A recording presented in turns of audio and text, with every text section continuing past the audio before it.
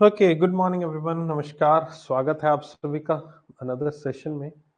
आज हम कंटिन्यू करेंगे हमारे नेक्स्ट टॉपिक को, मतलब उसी टॉपिक को कंटिन्यू करेंगे जो हम कल कर रहे थे, दैट इज रिस्क। रिस्क के बारे में हमने कल काफी कुछ जान लिया था। जो इसकी थ्योरी आपके सामने लिखी हुई है, मैंने सारे रिस्क आपको पढ़ा दिए थे, या पीडीएफ में से पढ़ लेना। आज मैं पीडीएफ कंबाइन इसकी अपलोड कर दूंगा, जिसमें बेसल और रिस्क का दोनों का कॉम्बिनेशन रहने वाला है। मैं अब आपको आज बताने वाला हूं बेसल नॉर्म्स के बारे में, कुछ चीजें, कुछ फैक्ट्स यहां पर हम डिस्कस करेंगे बेसल के बारे में।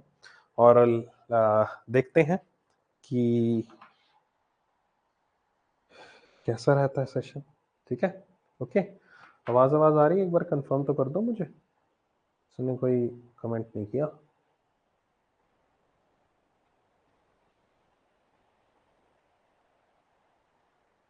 ठीक है, चलो, एवरीथिंग इज फाइन ना?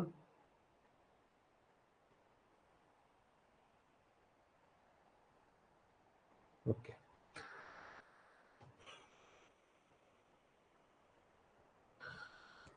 कल हमने जो रिस्क का टॉपिक डिस्कस किया था, इसमें एक बहुत ही इंपॉर्टेंट रिस्क था, that is the credit risk, repayment risk, यानी कि लोगों का पैसा वापस ना आने का रिस्क बैंक के पास।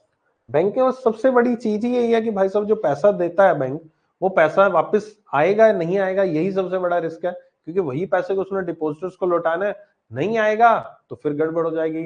उसको यहाँ पर लिक्विडिटी रिस्क भी आ सकते हो, कल को उसके बारे में जांच हो सकती है, तो ऑपरेशनल रिस्क भी सामने आ सकता है कि एम्प्लॉई ने फ्रॉड किया तो उस वजह से यहाँ पर कुछ गड़बड़ होगी, है ना।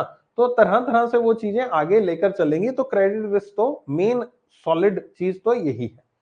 अब यही क्रेडिट रिस्क या फिर इन सभी रिस्क को एक ओवरऑल यहां पर बचने के लिए, या फिर ये कह सकते हैं कि जरूरी नहीं है कि यार रिस्क से बचा जा सके।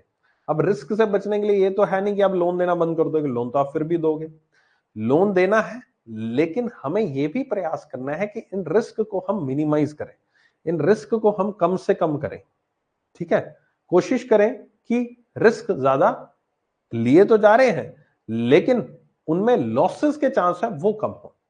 ठीक है, तो उसी को हम रिस्क एनालिसिस या फिर रिस्क मैनेजमेंट कहते हैं, कि आपके लॉसेस को पहचान कर, लॉसेस को यहां पर एंटिसिपेट करने के बाद आप उन लॉसेस को मिनिमाइज कर सकें, या फिर लॉसेस को आप यहां पर बिल्कुल खत्म कर सकें। That is the risk management. उसको रिस्क एनालिसिस, रिस्क मैनेजमेंट का पार्ट माना जाता है। और उसी के तहत वन ऑफ द थिंग जो कि यहां पर इंट्रोड्यूस की गई थी, वो थे यहां पर बेसल नॉर्म्स। बेसल नॉर्म्स जो इंट्रोड्यूस किए गए थे, ये कोई इंडिया की प्रोडक्ट नहीं है या इंडिया के द्वारा नहीं किए गए थे। ये Basel committee on banking supervision है, Basel committee on banking supervision. ठीक है, जिसका हेडक्वार्टर यहां पर आपका बेसल नाम की एक जगह है स्विट्जरलैंड में, वहां पर स्थित है। ठीक है, इसके द्वारा यहां पर आपका एक कुछ गाइडलाइंस जारी की गई थी, और उन गाइडलाइंस को हम बेसल नॉर्म्स कहते हैं। और ये बेसल नॉर्म्स जो हैं, ये पूरी दुनिया के जो भी बैंक्स हैं, जो कि सेंट्रल बैंक्स हैं, इंडिया का सेंट्रल बैंक कौन सा है? RBI. RBI is the India central bank. ठीक है, इंडिया का सेंट्रल बैंक यहां पर रिजर्व बैंक ऑफ इंडिया है। तो आरबीआई के द्वारा यहां पर आपका इंडिया के जो सेंट्रल बैंक को यहां पर इंस्ट्रक्शन जारी की गई। इसी तरह से बहुत सारे देशों के सेंट्रल बैंक को जारी की गई, जो कि इसके मेंबर थे, इस पर्टिकुलरली कमेटी के। इनको कहा गया कि एज पर बेसल नॉर्म्स आपको हम गाइडलाइन जारी करते हैं कुछ चीजों की, जिसमें से एक पहली चीज थी यहां पर किससे संबंधित थी, वो थी आरडब्ल्यूए। आरडब्ल्यूए या फिर सॉरी, आरडब्ल्यूए नहीं,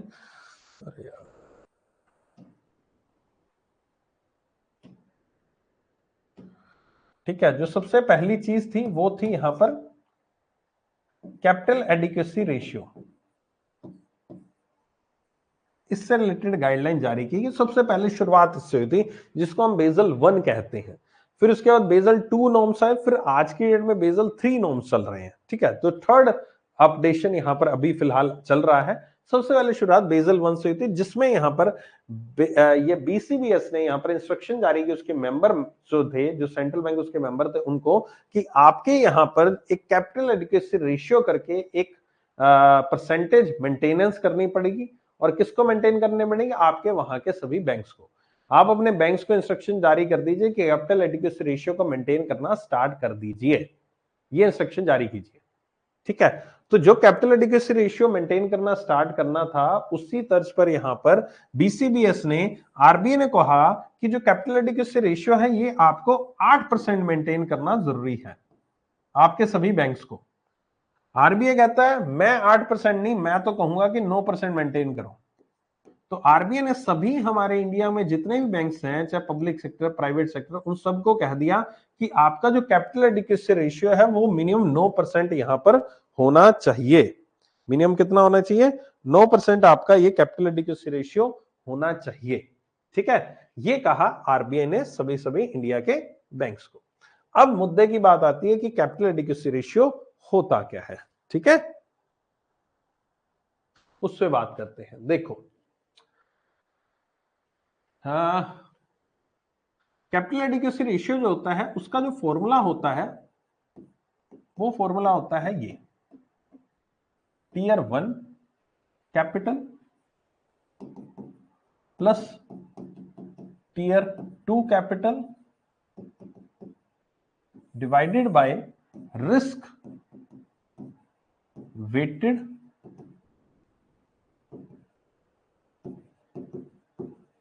असेट्स, ठीक है, आरडब्ल्यूए। ये कैपिटल एडिक्वेसी रेशियो का फॉर्मूला होता है। तो आरबीआई के अनुसार ये जो हमने निकालना है ये हमारा एटलीस्ट मिनिमम 9% होना चाहिए, ये आरबीआई ने कहा। अब इसमें हमें एक एक करके देखते हैं कि टियर 1 कैपिटल, टियर 2 कैपिटल और रिस्क वेटेड एसेट होता क्या है, ठीक है। टियर 1 कैपिटल जो होती है आपकी, वो वाली कैपिटल होती है जो आपकी नॉर्मल वाली कैपिटल है ना, जिससे आप अपने किसी बिजनेस को, बैंक को, वर्किंग को स्टार्ट करते हो, है ना, उसको हम टियर 1 कैपिटल कहते हैं, जिससे हमारा बिजनेस स्टार्ट होता है, बैंक स्टार्ट होता है, इनिशिएट होता है, that is the tier 1 capital.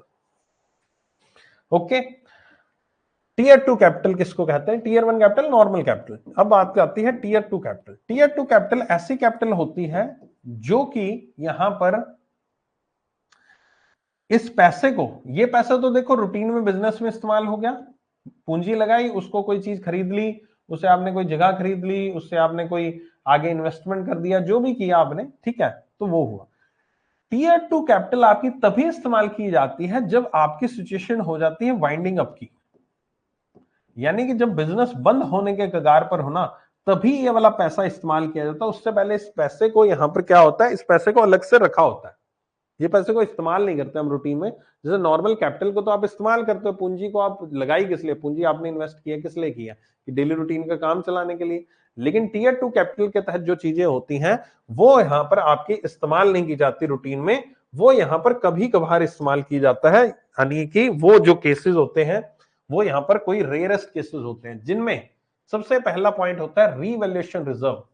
Revaluation reserve किसको कहते हैं? रीवैल्यूएशन रिजर्व एक ऐसा रिजर्व होता है यहां पर कि मान लीजिए आपने कोई एक बिल्डिंग खरीदी है अपने बिजनेस के लिए, बैंक ने कोई प्रीमाइसेस खरीदा है, उस प्रीमाइसेस की एक्चुअल वैल्यू आज मैंने खरीदा, मान लीजिए 10 लाख में वो प्लॉट खरीदा, लैंड खरीदा, बिल्डिंग खरीदी, लेकिन आज से यहां पर कुछ कहूं कि 5 साल बाद, 10 साल बाद उसकी वैल्यू 10 लाख तो नहीं रहेगी, ऑब्वियस बढ़ जाएगी, ठीक है।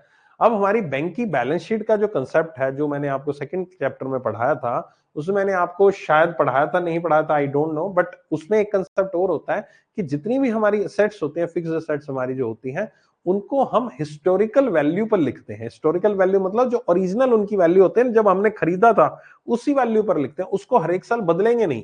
मान लीजिए बिल्डिंग का रेट तो हर एक साल बढ़ता रहता है, 10 लाख है, 12 लाख हो गया, 14 लाख हो गया, 20 लाख हो गया, 50 लाख हो गया, तो हम उस चीज को बार बार बदलेंगे नहीं।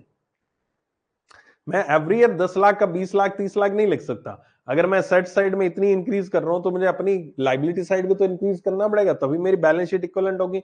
तो अब वो उधर बढ़ रहा है तो इधर मैं कैसे इंक्रीज करूंगा, मेरे पास कोई फंड्स थोड़ी ना है। उधर बढ़ने का मतलब ये थोड़ी ना होगा मैंने उसको बेच दिया। तो वही चीज रिवैल्यूएशन रिजर्व में रखी जाती है। रिवैल्यूएशन रिजर्व के अलग से अकाउंट बनाया जाता है, जहां पर हम ये चीज लिखते हैं कि मेरी जो असेट जो है, जो कि हिस्टोरिकल वैल्यू में बैलेंस शीट में लिखी हुई है, लेकिन एक्चुअल में उसका कितनी वैल्यू है मार्केट में। तो हमें आइडिया लगता रहता है रिवैल्यूएशन रिजर्व के माध्यम से कि मेरे पास इतना पैसा हो सकता है अगर मैं इस प्रॉपर्टी को बेच दूं तो वाइंडिंग अप का केस आ गया। अब प्रॉपर्टी को बेचूंगा क्यों? तभी बेचूंगा जब मेरा वाइंडिंग अप, यानी कि मेरा बिजनेस खत्म हो रहा है, मैं उसको समेट रहा हूं बिजनेस को, दैट इज वाइंडिंग अप। तो जब समेट रहा हूं तो मेरे पास आइडिया होगा कि भाई साहब इतना पैसा मेरे को बन जाएगा, तो that is a revaluation reserve. Hybrid security, hybrid security, खैर ये सिक्योरिटी जो होती है इसके बारे में यहां पर हम फिर से बात करेंगे कुछ समय बाद, जब हम बात करेंगे आपका फाइनेंशियल अवेयरनेस की, उसमें मैं आपको बताऊंगा कुछ ऐसे यहां पर हमारे पास शेयर्स होते हैं, है ना, कुछ ऐसे इक्विटी शेयर्स होते हैं जो कि कन्वर्टेबल होते हैं बॉन्ड्स में, ठीक है। For example the most common type of hybrid securities convertible bonds with the feature of an ordinary bond. Convertible bonds होते हैं जिनको बॉन्ड्स को कन्वर्ट किया जाता है इक्विटी में, यानी कि शेयर्स में कन्वर्ट किया जाता है। ये पॉइंट अगर अभी समझ में आता है वेल एंड गुड है, नहीं समझ में आता तो मैं कुछ लेक्चर्स के बाद ये पॉइंट का ऊपर डिस्कशन दोबारा से होगा जब हम फाइनेंशियल मार्केट, शेयर मार्केट के बारे में डिस्कशन करेंगे। तो ये भी आपके बॉन्ड्स हैं, इन बॉन्ड्स को आप कैपिटल में कन्वर्ट कर सकते हो अगर आप चाहो तो, लेकिन कन्वर्ट तब होंगे जब यहां पर आपका जरूरत होगी, जब वाइंडिंग अप का केस होगा, ठीक है। सबऑर्डिनेट डेट, सबऑर्डिनेट डेट यहां पर एक प्रकार का सिक्योरिटी इंटरेस्ट है बॉन्ड्स और स्टॉक्स में, जो कि यहां पर आपका लोअर प्रायोरिटी रखते हैं इन अनदर सिक्योरिटी। यानी कि अगर आपने ऐसे कुछ बॉन्ड्स जारी कर देते हो जिनकी रीपेमेंट तभी आपको मिलेगी जब यहां पर कंपनी खत्म हो रही है, वाइंड अप हो रही है, तभी आपको उसकी पेमेंट करनी है, उससे पहले आपको उसकी पेमेंट करनी ही नहीं है। ऐसे बॉन्ड्स भी जारी किए जाते हैं, ऐसे कैपिटल भी यहां पर हमारे पास होती है कि उनकी रीपेमेंट हमें यहां पर नहीं करनी। रीपेमेंट तभी होगी जब यहां पर आपका एक वक्त आएगा, एक वाइंडिंग अप का केस आएगा, तब तक हमारे पास वो पैसा रहेगा सुरक्षित, ठीक है। तो ये 3 केसेस हैं जो कि हमेशा वाइंडिंग अप के केस में ही इस्तेमाल किए जाते हैं, और इन तीनों की जो कॉम्बिनेशन है उसको हम टीयर 2 कैपिटल आपका कहते हैं। तो ये तो आपका हो गया न्यूमरेटर सॉर्ट। अब आते हैं हम डिनोमिनेटर की बात पर। डिनोमिनेटर में वर्ड लिखा हुआ है risk weighted assets. Risk weighted assets में जो असेट्स का मतलब है वो क्या है? लोन्स एंड एडवांसेस, ठीक है। मतलब क्या है? लोन्स एंड एडवांसेस, इसका मतलब असेट का मतलब। अब आगे उसके लग गया है रिस्क वेटेड। क्या मतलब हुआ? देखो हमारे बैंक में जितने भी टाइप ऑफ लोन्स होते हैं वो सारे के सारे लोन्स का अपना अपना एक फंडा होता है रिस्क का, कि कितना रिस्की है वो loan. Risky in the sense कि उसकी रीपेमेंट मुझे मिल पाएगी या नहीं मिल पाएगी।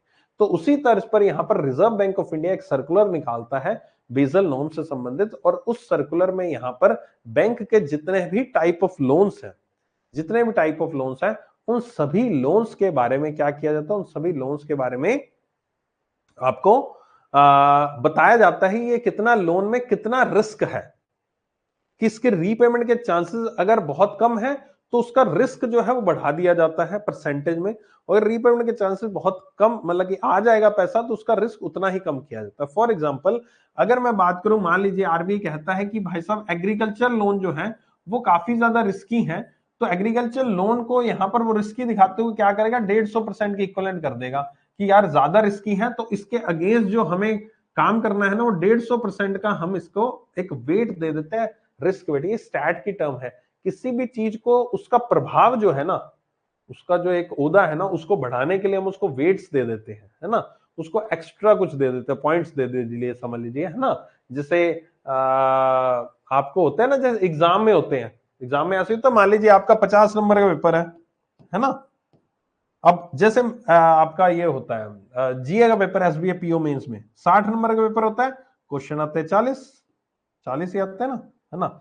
तो जो 40 क्वेश्चन आए, अब नंबर है 60, यानी कि कुछ क्वेश्चन का वेट जो होगा वो ज्यादा होगा ना इन कंपैरिजन। उधर हो सकता है कुछ क्वेश्चन 1 नंबर के हो सकता है कुछ क्वेश्चन 2 नंबर के हो, ये भी हो सकता है। तो वही चीज है कि कुछ नंबर्स, कुछ लोन का जो वेट है उन्होंने ज्यादा कर दिया, यानी उसको उन्होंने ज्यादा रिस्की मान लिया। और अगर मान लीजिए कोई गवर्नमेंट ग्रंटेड कोई लोन दे रखा है ना, मुद्रा उद्रा जिसमें गवर्नमेंट की गारंटी है, तो हो सकता है उसका रिस्क 0% हो, तो उस लोन को उन्होंने 0% मान लिया कि कल को डूबेगा भी तो इसका पैसा गवर्नमेंट के द्वारा दे दिया जाएगा, ठीक है। ओके, समझ गए मेरी बात, कि अलग अलग टाइप ऑफ लोन का अलग अलग रिस्क फैक्टर के हिसाब से उसको एक वेट दे दिया जाता है, रिस्क वेट जिसको कहते हैं, वो आरबीआई डिसाइड करता है। उसका बहुत बड़ा सर्कुलर है। अगर आपने कुछ दिन पहले मेरी आरबीआई कॉर्नर की एक क्लास देखी, अगर नहीं देखी तो टेंशन मत लेना, ज्यादा मत सोचना, फिर कभी दिखा दूंगा। उसमें मैंने एक सर्कुलर आपको दिखाया था बेसल नॉर्म्स का, उसमें पूरा 300 पन्नों का शायद वो सर्कुलर था, उसके अंदर मैंने अलग अलग आइटम्स आपको दिखाई थी, जिसमें मैंने आपको बताया था कि ये देखो इसमें इतना रिस्क वेट है, इसमें इतना रिस्क वेट है, इसमें इतना रिस्क वेट है। तो वही ये सर्कुलर की मैं बात कर रहा हूं, ठीक है। अब एक और चीज इंपॉर्टेंट जो ध्यान रखना, इधर उधर कई बार आप भटक जाते हो, तो इधर उधर जाकर आप कुछ चीजें नोटिस करते हो, तो वहां पर आपको जो बताया जाता है या फिर जो एक फंडा जो चल रहा है, ठीक है, वो चीज यहां पर जो चल रही है, वो चल रही है क्या, वो ये चल रही है कि आपको ना ये जो चीज है ना रिस्क वेट को प्रोविजन के साथ कंफ्यूज कर दिया जाता है। अगर आप भी कंफ्यूज हो रहे हो तो थोड़ा सा शांति से, जो एक होता है लोन, जब एनपीए होता है तो उसके अगेंस्ट हमें प्रोविजन करना पड़ता है, और वो प्रोविजन कहां से होता है, आपकी पूंजी में से होता है, ठीक है, आपके प्रॉफिट में से होता है वो प्रोविजन। एक तो वो कंसेप्ट है। ये कंसेप्ट क्या है, इस कंसेप्ट में अगर मैंने 150% उसका रिस्क वेट किया है, तो 150% रिस्क वेट करने का ये मतलब नहीं है मैं इसके अगेंस्ट कोई प्रोविजन अलग से रख रहा हूं,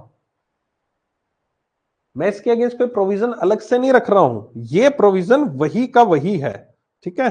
एक सेकंड रुकना।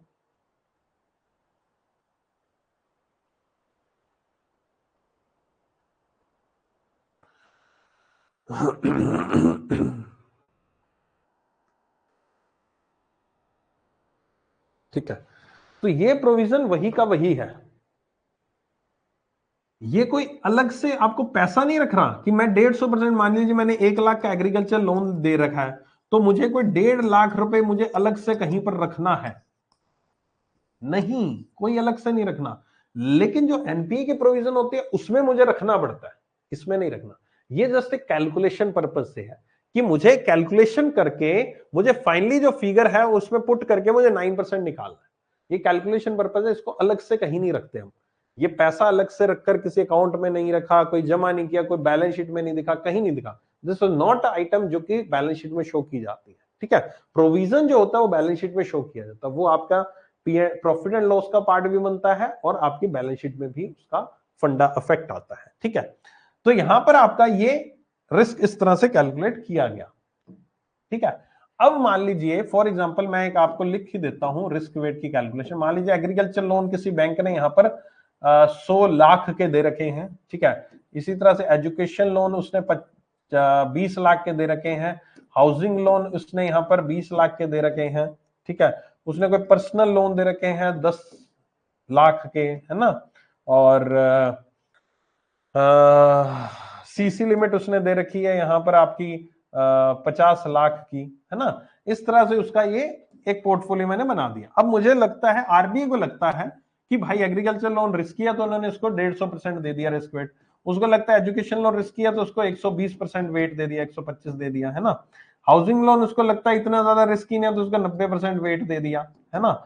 और पर्सनल लोन वो कह रहा है यहाँ रिस्की हो सकता है, नहीं भी हो सकता, उसको हो सकता है 100% दे दिया।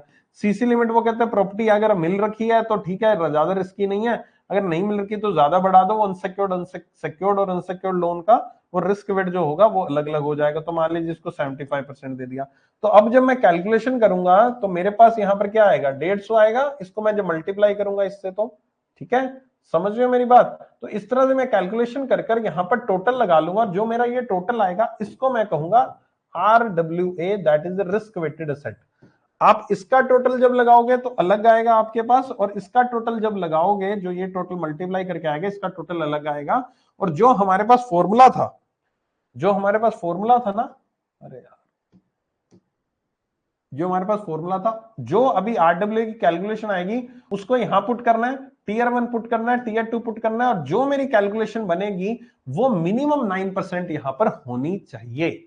अब मिनिमम 9% मुझे मेंटेन करना है, अगर नहीं मेंटेन होता तो वो आरबीआई आपके ऊपर फिर कार्रवाई कर सकता है, जो कि यहां पर प्रॉम्प्ट करेक्टिव एक्शन से जुड़ी होती है, जिसके ऊपर हम नेक्स्ट क्लास में डिस्कशन करेंगे, ठीक है। आरबीआई क्या कार्रवाई कर सकता है अगर ये मेंटेन ना कर किया जाए, अगर इससे नीचे आ जाए तो आरबीआई के पास क्या पावर है, क्या क्या किया जा सकता है उस बैंक के पास, वो नेक्स्ट लेक्चर में आएगा आपका टॉपिक प्रॉम्प्ट करेक्टिव एक्शन से रिलेटेड।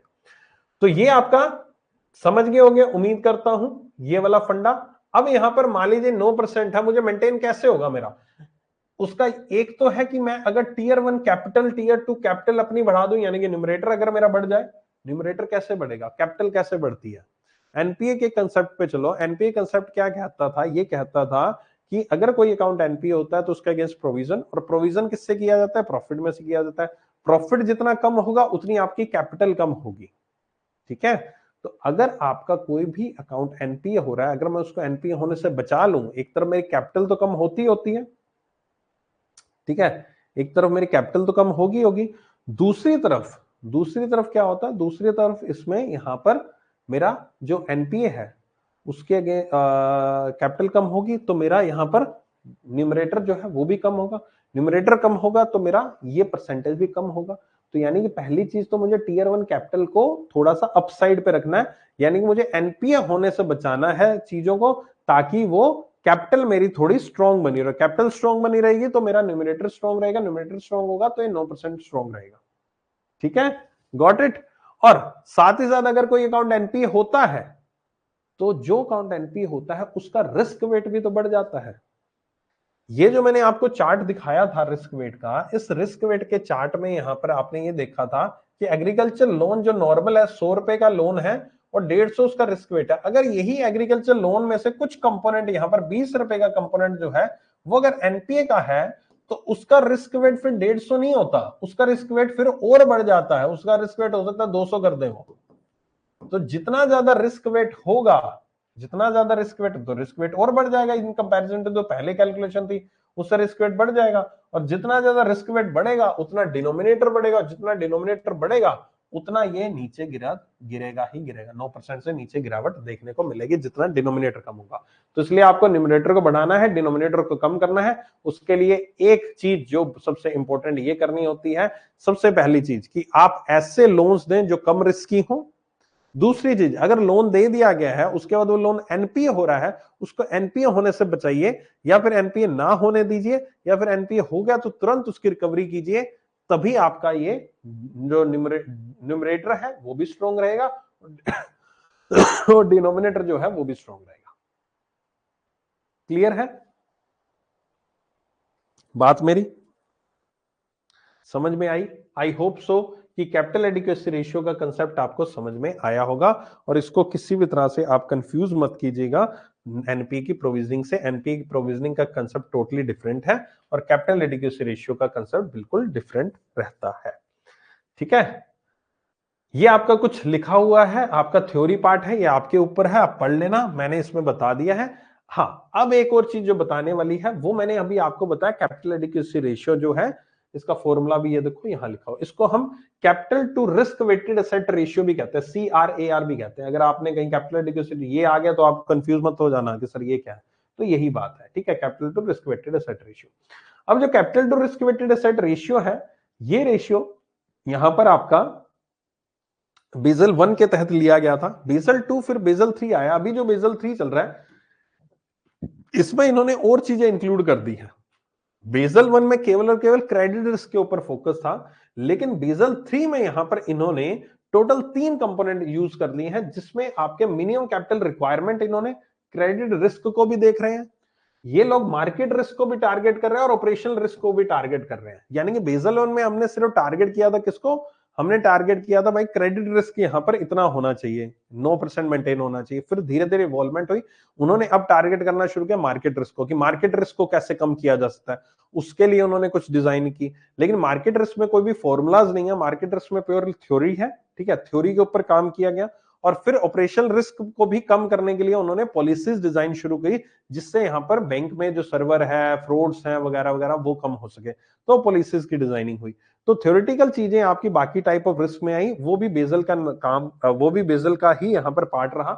और उसके बाद यहां पर एक सुपरवाइजरी रिव्यू की बात की गई कि जो भी बैंक्स हैं वो यहां पर सुपरविजन में रहने चाहिए, पूरे पूरे सुपरविजन होना चाहिए, आरबीआई उनका सुपरविजन करे, कंटिन्यू उनकी देखरेख होनी चाहिए, ताकि कहीं पर भी वो गड़बड़ाए ना, कहीं पर भी अपने पाथ से जो उनका मेन एम है उससे गड़बड़ ना हो जाए। जैसे अभी जैसे हमने कल भी एग्जांपल देखा था, मैंने Punjab and Maharashtra cooperative bank की बात की थी मैंने जब आपको, तो उसके ऊपर अगर अच्छे से सुपरविजन किया जाता, अच्छे से वॉच रखी जाती, जैसे आरबीआई पेनल्टीज वगैरह लगाता रहता, तो उसकी बात कर रहे हैं। तीसरा मार्केट डिसिप्लिन, इसके तहत ये कह रहा है कि मार्केट डिसिप्लिन कि जो भी चीजें यहां पर अवेलेबल है मार्केट में, और जो भी चीजें अवेलेबल है बैंक की, वो मार्केट में अवेलेबल होनी चाहिए पब्लिकली, आपके द्वारा कोई भी चीज छुपाई नहीं जानी चाहिए। यानी कि आपका सीआर कितना है, आपके लोन कितने, एडवांसेस कितने, फिगर्स जो हैं वो सारे सारे लोगों को मालूम होनी चाहिए। ऐसा नहीं है कोई चीज आप छुपा रहे हैं, market should know about your facts, ठीक है। तो ये 3 फैक्टर्स यहाँ पर बेसल 3 नॉर्म्स के तहत यहाँ पर किए गए थे। तो आई होप सो कि ये बेसल नॉर्म्स का कंसेप्ट जो है आपको समझ में आया होगा, अच्छा लगा होगा, और कैपिटल एडिक्वेसी रेशियो भी आपको समझ में बहुत अच्छे से आ गया होगा। किसी तरह का कोई डाउट है, कुछ है तो पूछ लो, नहीं तो मेरी तरफ से आज का टॉपिक एंड हो चुका है। अगला टॉपिक फिर हम अगली क्लास में करेंगे, ठीक है।